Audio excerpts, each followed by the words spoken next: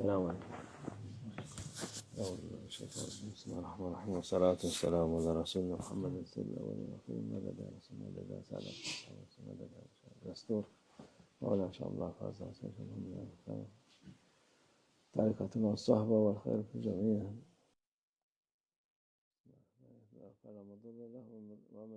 بسم اللہ الرحمن الرحیم.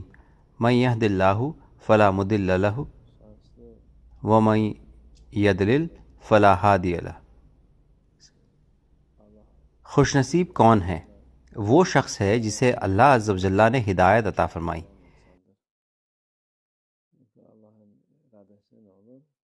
کیونکہ یہ اللہ کی مرضی سے ہوتا ہے. جس شخص کو ہدایت مل گئی وہ نجات پا گیا. اگر اللہ اس کے لیے ہدایت کا ارادہ نہ فرمائے تو وہ ایک بد نصیب شخص ہے.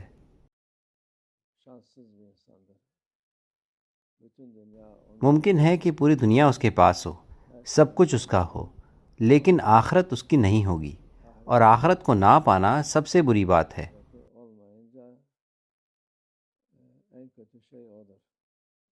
اس دنیا میں وہ ہر طرح کی لذتوں اور ذلت کے کاموں میں ڈوبا رہتا ہے، کسی بھی مزے سے پیچھے نہیں ہٹتا اور کچھ بھی چھوڑے بنا ہر چیز آزماتا ہے. یعنی آخرت کے لیے اس کے پاس گناہوں کے سوا کچھ نہیں بچتا. یہی وہ بد نصیب لوگ ہیں. خوش نصیب وہ ہیں جو اللہ کی راہ پر ہیں، جو اللہ کی اطاعت کرتے ہیں.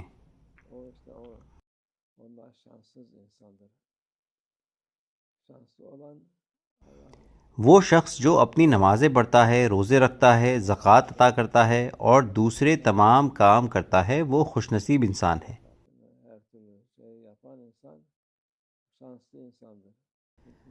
کیونکہ شیطان اس کے پیچھے لگا رہتا ہے اور اسے روکنے کی کوشش کرتا ہے. آپ چاہے کتنا بھی نیک کام کریں، شیطان آپ کو کبھی نہیں چھوڑے گا.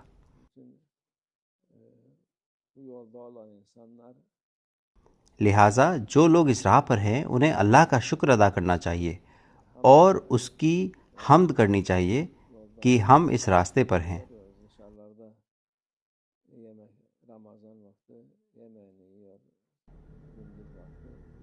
ہم دیکھتے ہیں کہ رمضان کے دوران لوگ باہر کھا رہے ہوتے ہیں اور دن کے وقت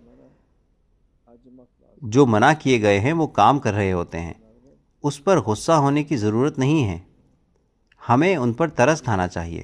وہ بد نصیب لوگ ہیں. ان کے مقدر میں خیر نہیں ہے. آخرت میں اللہ ہماری حفاظت فرمائے. لہٰذا ہمیں اللہ کا شکر ادا کرنا چاہیے اور یہ کہنے کی کوئی ضرورت نہیں ہے کہ میں ان سے بہتر ہوں. ہمیں کہنا چاہیے تمام تعریفیں اللہ کے لیے ہیں، وہ ہمیں ثابت قدم رکھے.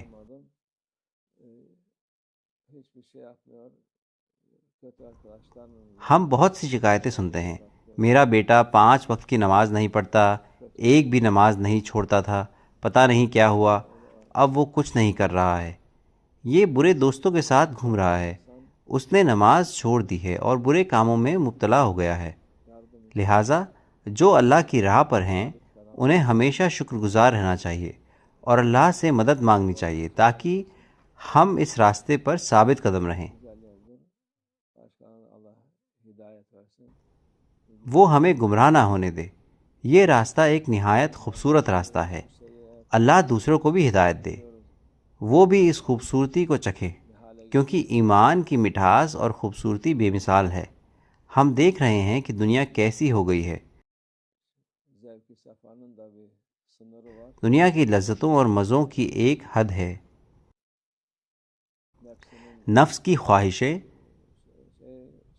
لامحدود ہیں، لیکن ان کی بھی ایک حد ہے. ایک بار جب آپ ایک مقام پر پہنچ جاتے ہیں تو آپ اس سے آگے نہیں بڑھ سکتے، پھر آپ کو اس میں مزہ نہیں آتا. اس لیے وہ کچھ اور کچھ الگ آزمانا چاہتے ہیں، چاہے کچھ بھی ہو، اچھا یا برا. یہاں تک کہ سب سے بدتر چیز بھی نفس اسی کے پیچھے بھاگے گی. لیکن جیسا کہ ہم نے کہا، ایک حد ہے جسے پار نہیں کیا جا سکتا. وہ اصلی خوبصورتی تو صرف جنت میں ہمیشہ کے لیے حاصل کی جا سکتی ہے. اس لیے اس خوبصورتی تک پہنچنے کے لیے اس دنیا میں اللہ کی راہ پر ہونا لازمی ہے. Allah hidayet versin insanlara. اللہ لوگوں کو ہدایت دے. اللہ ہماری حفاظت فرمائے. Amin. Tevfik. El Fatiha.